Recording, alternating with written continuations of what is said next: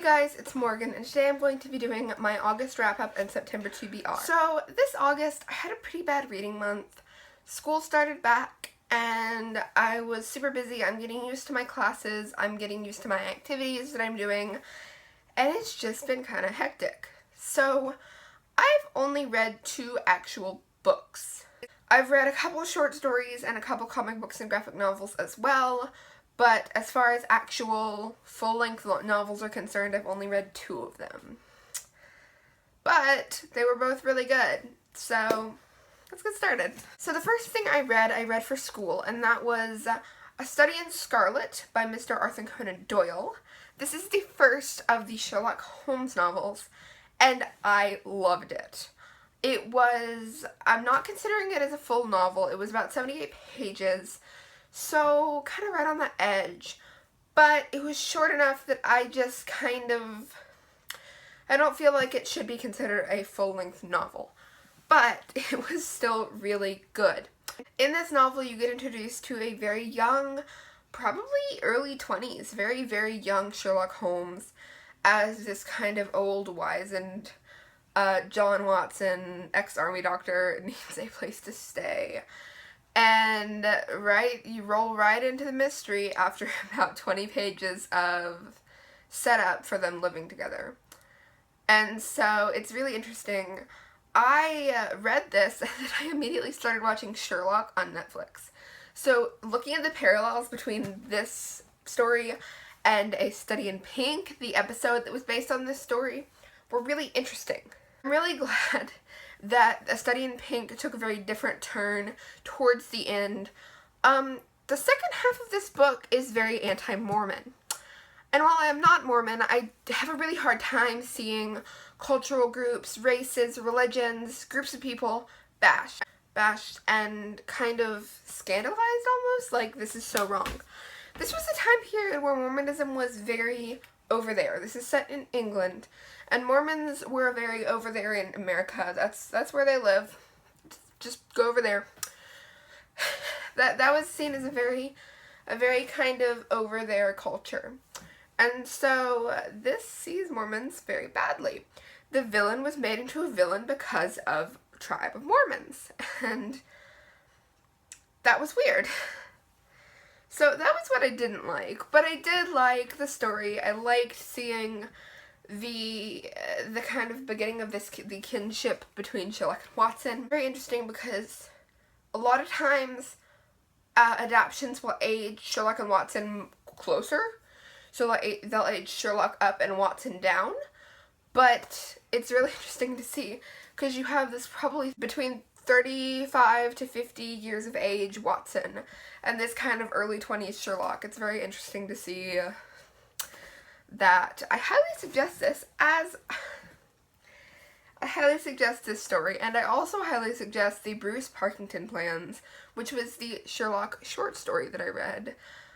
This deals with the Great Game, which if you didn't know is basically where a bunch of different ruling people, like high-ups in different governments, basically play a game to see what'll happen with their governments.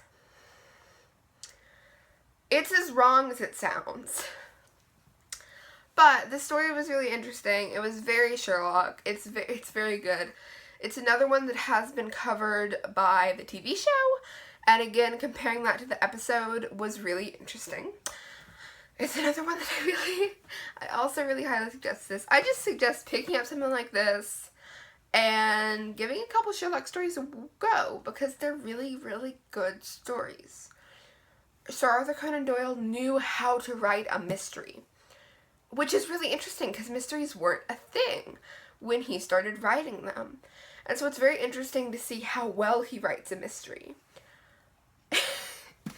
I'm going off on a tangent. Please read that. Next I read Alienated by Melissa Landers. This was just a fun romp.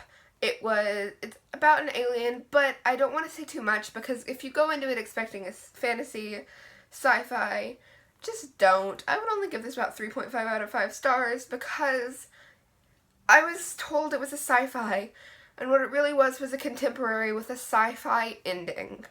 This is not something that I would suggest unless you want to read a contemporary. Like, this is not what I would suggest to people who want to read a fantasy. This is not a fantasy. The sequel probably is. This is not. The last book that I read was Charles and Emma, The Darwin's Leap of Faith by Deborah Heiligman. I think that's how you say that. This is the story of Charles Darwin and his wife, Emma, who had a very interesting relationship because they loved each other dearly, but they were of completely opposite points of view because Emma was very religious. We all know Darwin's story. We all know that he was this controversial scientist who basically single-handedly came up with the idea of evolution. So it was very interesting to see how their relationship evolved. Highly suggest you read this if you are a fan of the Darwinism theory, or if you are not. It's a really good book. It's a really good book. Okay, on to the comic book graphic novels. Okay, so first I read the first 3 Vampirella comics. These are written by Kate Leith, who is awesome. I will link her Twitter down below because she writes some of the funniest stuff ever. I love her. But these were really good. I had never heard of them, but they're kind of like Spike if Spike was a girl. Spike from Buffy the Vampire Slayer, or Angel from Buffy the Vampire Slayer if they were females. Vampirella is this kind of kick-butt female vampire who fights the forces of evil. It's very interesting. Some of her clothes are a bit scandalous. Everything's covered. There were just a few times that I was like, okay. Vampirella started in like the 60s, I want to say it was the 60s. So, pretty interesting. But these are number 1, 2, and 3. And lastly, I read the graphic novel Rapunzel's Revenge by Shannon Hale, Dean Hale, and Nathan Hale. This was the prequel to Calamity Jack, which I have not yet read, but it's just fun.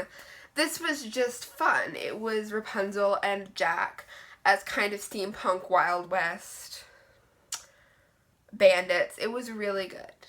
Highly, highly suggest. It's just fun. I don't want to say anything else because I'll spoil it, but it was just good. If you like any of Shannon Hale's other books, you will love this. I am a huge fan of her Princess Academy series, and I had a hugely good time with this. I highly suggest it. Now for the TBR for September. So I have never heard of this book or this author here on BookTube. Comment down below if you've read anything by this author because I really love this book. And I want to talk to some other people who really love this book. And that would be The Air Affair by Jasper Forde? I don't know how to say that. But it is the first book in the Thursday Next series. It follows a woman named Thursday Next in an alternate version of the 80s as she tries to solve literary crimes. This book is so good. It's weird, it's fun, and I'm not even halfway through. I highly suggest this author, and I cannot wait to finish this book. Next, I have My Grandmother Asked Me to Tell You She's Sorry by Frederick Backman. I am a part of a BookTube tour for this, and so I'm very excited to read it. I am about a chapter through, and it's really interesting. It's about a very precocious little girl and her grandmother dies, and her grandmother leaves her this fantasy world that she created. And it's just a fun book. Not far enough into it to really give y'all a better idea, but I highly suggest it so far. Next, I have The Wrath and the Dawn by Renee Hardier. This is our book club pick for the month of September.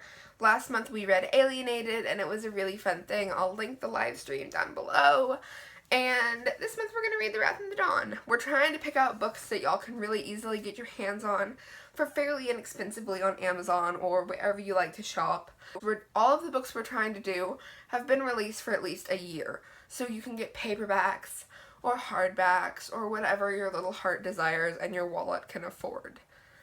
This book sounds so good. It's a retelling of Shahrazad's tale, the 1001 Arabian Nights story, and it's just, I'm so excited to read this. And lastly is a book I threw in here just for fun because I want to read it. and that would be Sense and Sensibility by Joanna Trollope. This is a modern retelling of Jane Austen's story of the same name, and I love Sense and Sensibility. It's my favorite Jane Austen book, and I can't wait to delve into this. So that'll be it for today's video. I'm sorry that I didn't put up a video last week. I was super busy with school and I just kind of spaced on it, and so I'm really sorry. But I will make up for that. I'm hopefully going to be putting up 2 videos a week starting next week. Fingers crossed. Bye, humans!